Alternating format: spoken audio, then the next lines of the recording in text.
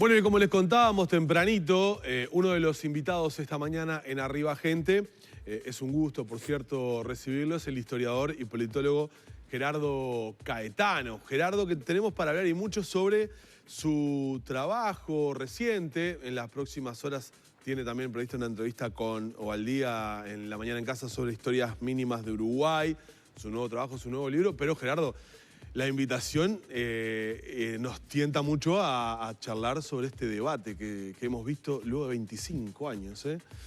Lo primero, a ver, antes de entrar a las preguntas un poco más concretas o más definidas, ¿te gustó sí o no el debate? En verdad no. A mí tampoco. ¿No por cómo fue este debate o no te gusta el debate? No. Yo soy muy hincha de los debates. No porque crea, que no creo, que los debates definan la elección. No ocurre generalmente. Para vos no se inclina la balanza en esa hora y media de contrapunto. Lo que ocurre es que, por lo general, y cada vez más, quienes ven los debates son gente interesada en la vida política. La gente interesada en la vida política define su voto con bastante antelación. Entonces, el debate se convierte en una suerte de confirmación de los convencidos, que no son los que definen el último momento de las elecciones, en donde queda un margen de indecisos. Se calcula que estaremos en el entorno del 90% de los electores que ya tienen definido su voto. César Aguer decía que en el Uruguay, pero en realidad uno puede decirlo que en el mundo, los que definen las elecciones son los no creyentes, los no convencidos. Y el perfil de ellos, por lo general en estas nuevas sociedades, es gente que tiene escaso interés en la vida política. Eso lleva a presumir de que muchos de ellos no vieron el debate. Pero aun cuando lo hubieran visto, el formato del debate, que creo que hay que cambiar, porque genera algo así como una justaposición de monólogos, impidió que se profundizara, impidió que el libreto con el que los dos venían se desarmara, generó algo muy formateado. Y por otra parte, bueno, el tiempo no dio. ¿Por qué? Porque los candidatos vinieron para cubrir estrictamente una hoja de ruta que establecía, bueno, 4 grandes temas, imagínate: economía, seguridad, desarrollo humano, futuro. Entonces, eso generó un intercambio, se veía mucho la tensión, y al mismo tiempo se exageró mucho en una sobreexpectativa de lo que el debate iba a dar. En lo previo, yo establecía un poco que, por un lado, me daba vergüenza que hacía 25 años que no había debates en el Uruguay. Y ojo, se habló mucho.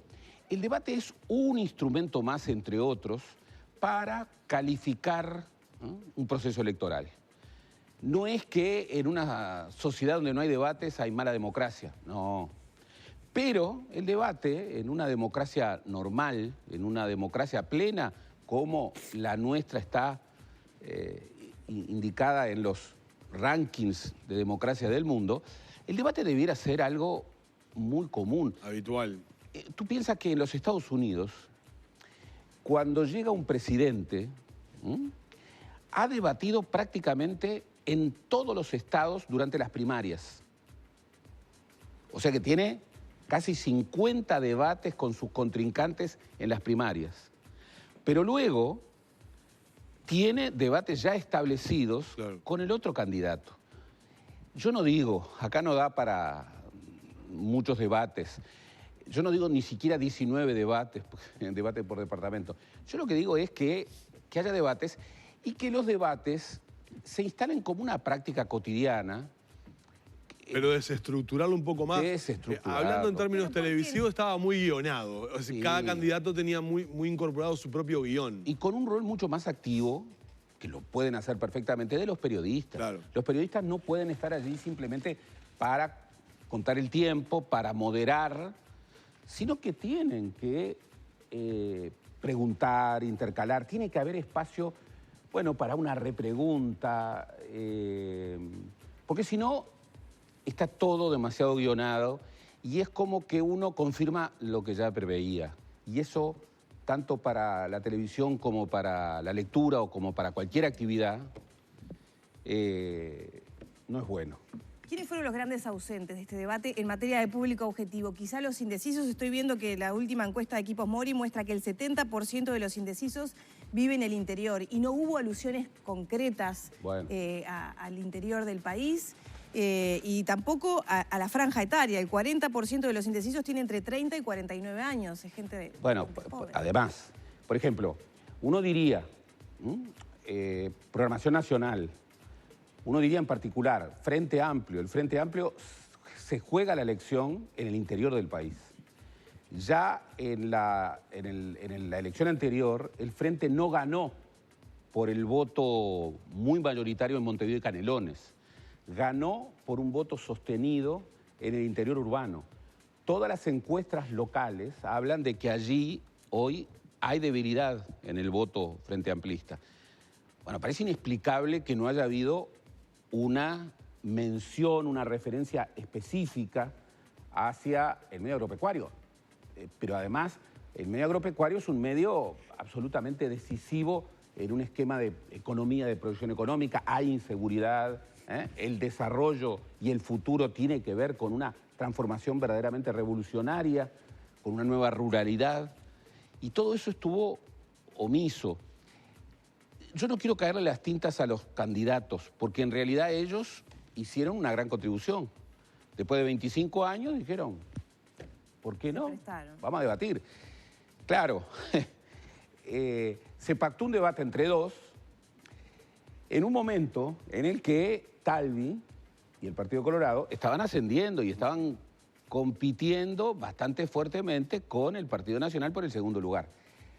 Hoy, de alguna manera, la cosa no es tan así, pero claramente un objetivo cumplido por los dos candidatos fue que el tercero que no estuvo, y bueno, quedó fuera de la foto. Y la foto quedó como confirmando que la segunda vuelta va a ser entre ellos dos. Y en ese sentido, yo creo que Talvi tiene razón. El formato de 3 no funciona. ¿Por qué? Porque nosotros tenemos aquí, y no es buena cosa, una lógica en donde toda la oposición, que es muy amplia, le pega al gobierno. Y bueno, y el gobierno... Claro, sería un 2 contra 1, digamos. Sería un 2 contra 1. Quien ha jugado al fútbol sabe que 2 contra 1... Pero sí un fixture, armar un fixture, como en su momento decía Talvi. Hablar un fixture y incluso, bueno, por lo menos ellos tres. Por ejemplo, se ha indicado, y yo creo que es un grave error, que la calle Pou ha dicho... Ernesto Talvi es un competidor cooperante. Socio cooperante. Bueno, un competidor cooperante no es un competidor.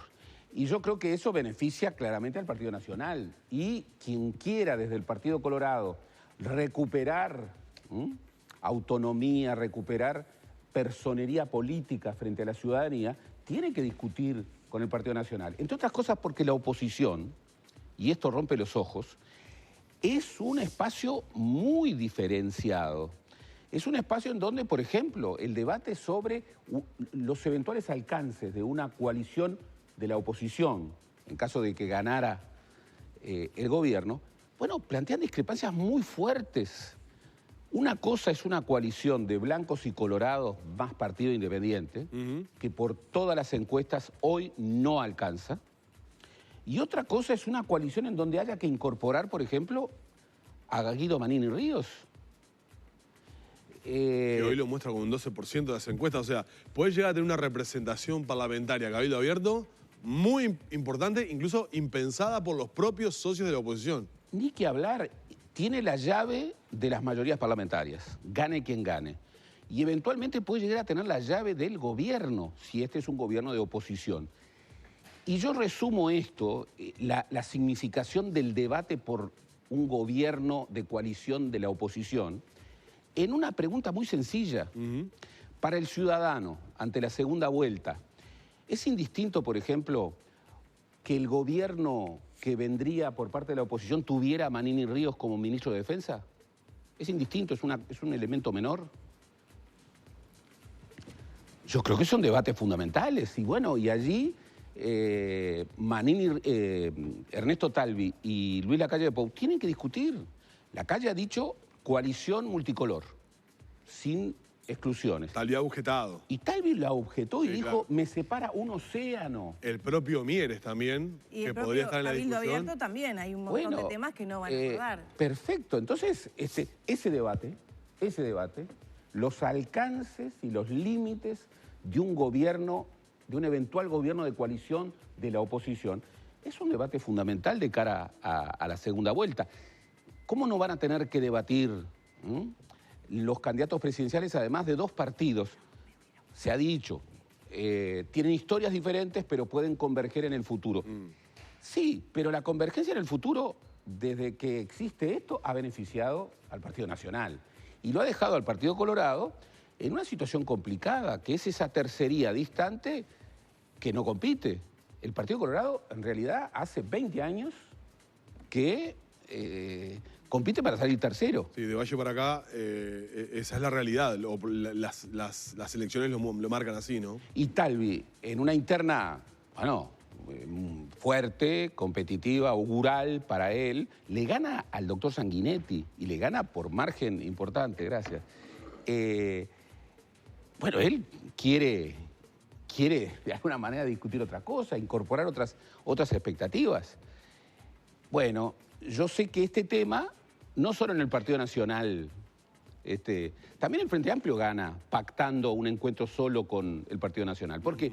Porque el Frente Amplio no tiene fronteras electorales competitivas con el Partido Nacional. No hay quien está dudando. Nadie al mirar un debate pasa del Partido Nacional al Frente Amplio, decís. Alguno habrá, pero hoy no es la frontera. En cambio, por lo que se venía viendo, el ascenso de Talvi y tal vez su triunfo tan categórico sobre Sanguinetti provenía, entre otras cosas, de que, bueno, su discurso social, su discurso de talante progresista, que luego varió, lo estaba llevando a atraer electores que podían ser frentistas desencantados. Con esto que decís, encuentro más útil un debate Lacalle Pou-Talvi que un debate Martínez-Lacalle Pou, porque si ya no cambia la decisión de nadie y quienes tienen pensado votar a uno, o a Lacalle Pou o a Talvi, encuentro como más factible que puedan cambiar el voto. Tiene que haber 3 debates, pero no los va a haber. Era evidente que tenía que debatir Daniel Martínez con Lacalle Pou. Pero por lo que decís, tiene más riesgo de perder votos Martínez debatiendo con Talvi que con Lacalle Pou. Sí, claramente.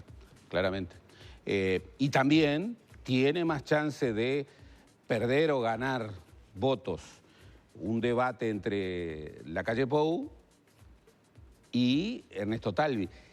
Pero fue una decisión política. Los medios no tuvieron nada que ver. Además, allí estaba la Asociación de Periodistas del Uruguay. ¿Cuál es el interés de los periodistas y de los dueños de los medios? Que haya debates. Sí. Hay una audiencia especial, hay una circunstancia especial. Lo que ocurre es que, bueno, eso también forma parte de una iniciativa política y en ese momento, y yo creo que fue el resultado más importante del debate, la estrategia que era, bueno, a Talvi dejarlo afuera de la foto.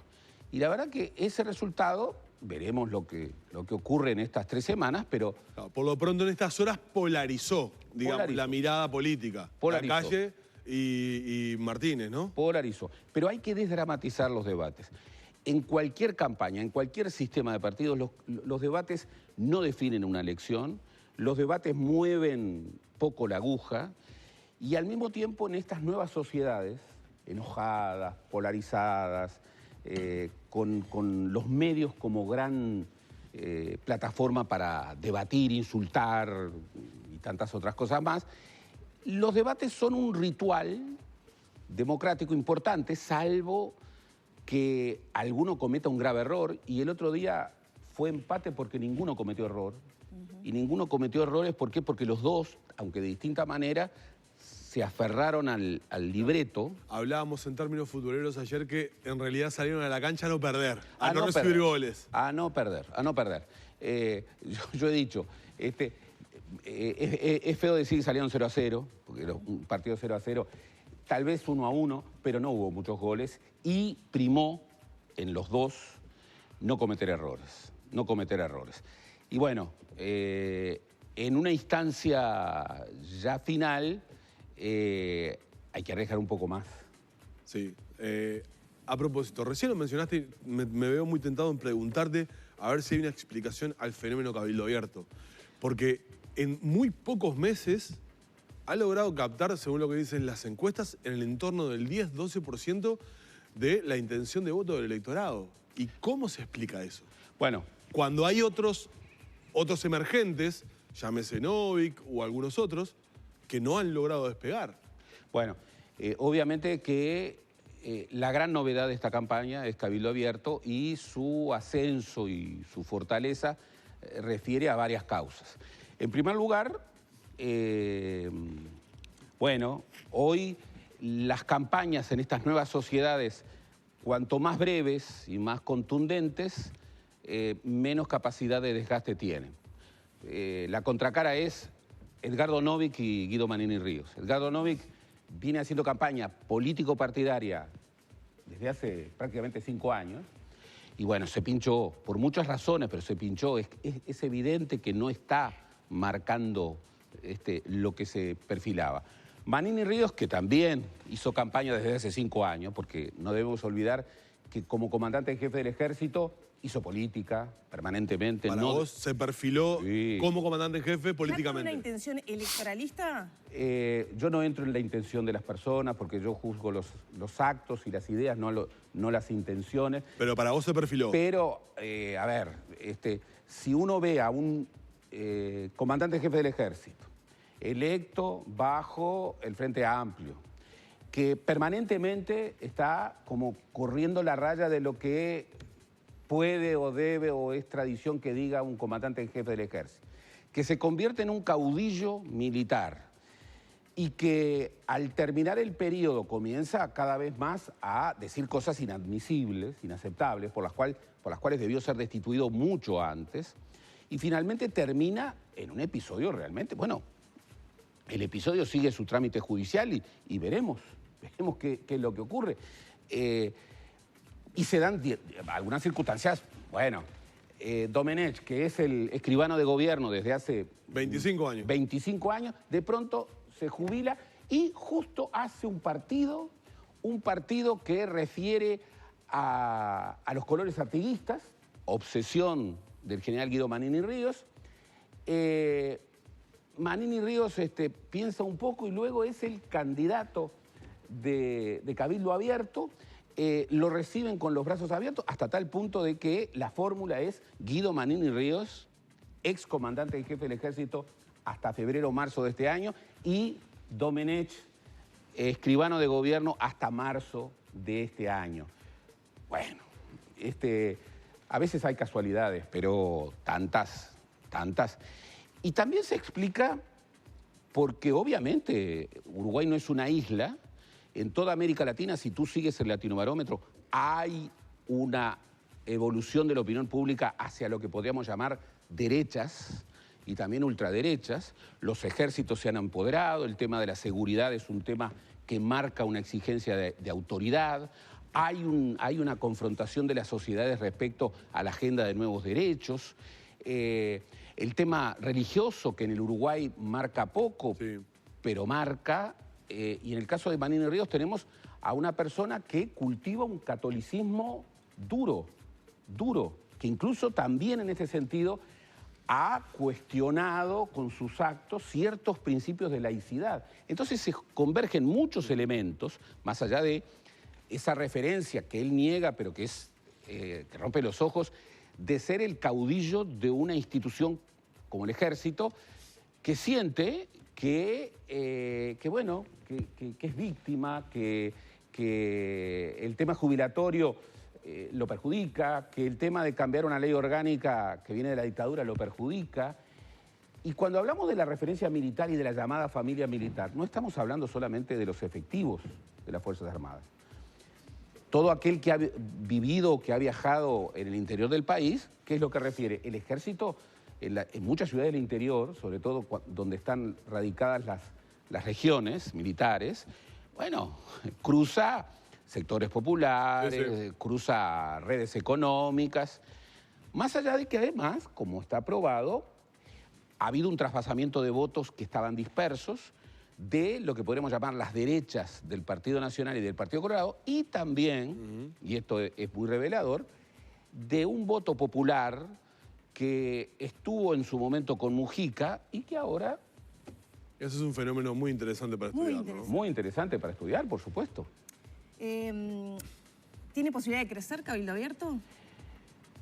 Todas las encuestas, hay divergencias muy notorias entre las mediciones de las encuestas, y esto hace que también aquí haya un signo de interrogación. Pero hay una cosa muy consistente. Todas las encuestas varían, pero lo que no varían es en darle a Cabildo Abierto un voto firme, es decir, no parece que Cabildo Abierto esté en los umbrales de una implosión imprevista, y un voto que parece haber llegado a su techo, pero que de a poquito sigue creciendo y que lo ubica entre 8% y 12%. Eso es enorme, enorme. ¿Por qué? Porque ninguno de los otros partidos menores está marcando más de 1, 2. Y eso le da, en un parlamento muy fragmentado, en donde no va a haber mayorías legislativas ni del Frente Amplio por un lado, ni de blancos más colorados por el otro, con una fragmentación de partidos que puede llegar a que haya 8 partidos con representación parlamentaria, pero 4 de ellos con representación mínima, Cabildo Abierto va a tener, yo quiero que ustedes lo adviertan, si esto se confirma, las tendencias, puede llegar a tener, en caso que tenga 9%, 9 diputados, el 99, el 10% de la Cámara. Y 3 senadores. Y 3 senadores. Seguro. Y si tiene 12, tiene 4 y 12. O sea, la llave para cualquier mayoría parlamentaria, y si está en coalición, que a eso habrá que verlo, si está en coalición, la llave de cualquier decisión de gobierno. Lore, tenés el libro ahí, vamos a ir despidiendo a Gerardo, pero tenés el libro ahí. Mañana va a estar invitado por María Inés Ubaldía para hablar del trabajo que ha editado. Concretamente, Gerardo... Historia mínima de Uruguay, una reedición, pero que tiene mucho que ver con todo lo que venimos conversando, ¿no? Esta singularidad de Uruguay Este libro fue editado en México.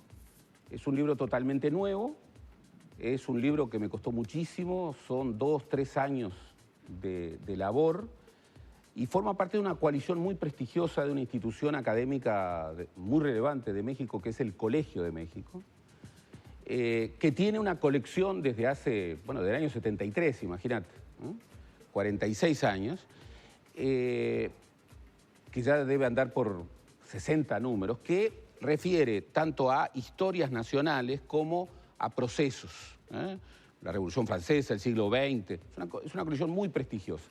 Bien, se apareció en México en junio, y ahora se está distribuyendo por toda América Latina, también va a ser traducido al inglés y va a llegar a Europa. Y es un esfuerzo muy difícil por establecer en un formato riguroso, pero que tiene que llegar a la divulgación de todos, incluso tiene que estar pensado, fue hecho de esa manera, para que un lector no uruguayo lo entienda. No puede haber citas, hay una bibliografía al final, tiene que estar sometido a esa tensión permanente de rigor y de proyección. Y bueno, una mirada de larga duración, desde la colonia hasta nuestros días, en este Uruguay, la verdad que...